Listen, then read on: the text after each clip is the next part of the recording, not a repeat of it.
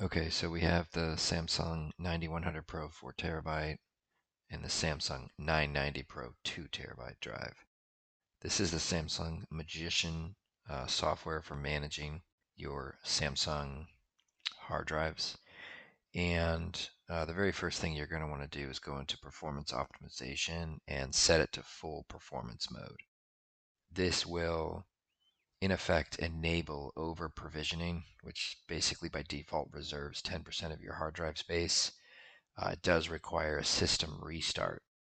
So after you've done this, now you can start benchmarking your hard drive. Start with the default settings in Samsung Magician.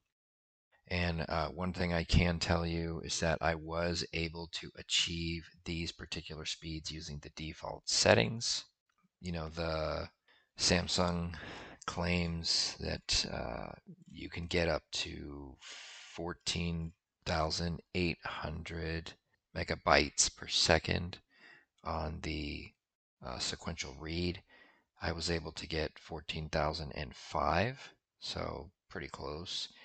And then in terms of sequential write, they said 13,400 megabytes. I was able to get 13,115, so pretty close, right? This is the hard drive that I'm running my operating system on. So you have to factor that, take that into consideration, right? When they benchmark that hard drive, I almost guarantee you they're doing it on a Linux operating system. And it's not the primary hard drive. It's probably a secondary drive that's not in use. They have no background applications running whatsoever, and they run the benchmark. So those are the absolute best numbers that you can possibly get. So I'm very, very happy personally with these numbers, considering that I'm running Windows 11 directly on the hard drive, right? And benchmarking it with all these background processes and applications running. So pretty stellar results. This is the ATTO disk benchmark application, which is pretty standard out there on the internet. On the left-hand side, I am showing the read and write speeds, sequential read and write for the 9100 Pro on the left, and on the right, the 990 Pro 2 terabyte, and the 9100 Pro is effectively 2 times faster than the 990. Okay, so it's like 1.9 and change. It's basically 2 times faster. So really outstanding benchmarks that we see here. If we were able to achieve or configure an IO size above 64 megs, that is the limit for this particular application. But if we were, I would assume that the read and the write would actually go above, because it's ticking up and up and up and up. And if we were able to go up to say 128 megabytes, then I think we would see higher numbers here. Here we have the IOPS, or IOs per second, IO per second, operations per second here.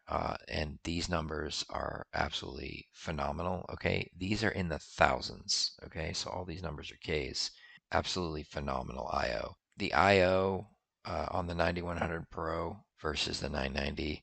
See, this is the C drive, so I'm running the operating system on it, right? So you can see what the IO here looks like. Now, the D drive, right, that's the 990 Pro. Nothing's running on that. It's just an empty drive. It's got nothing on it. You can see that we're getting, in some cases, slightly higher numbers. So that has a lot to do, right? It's like, it's not like you're going to take this and you're going to get the exact benchmark numbers that Samsung's putting out there unless you recreate their benchmark scenario. But those are the theoretical maximum speeds that that drive is capable of, but we're getting very close. I'm very happy with the drive. The performance is absolutely outstanding. If you're interested in the drive, I put a link in the description to buy one on Amazon. So check that out and have fun gaming or producing or whatever you're doing. And I'll catch you later.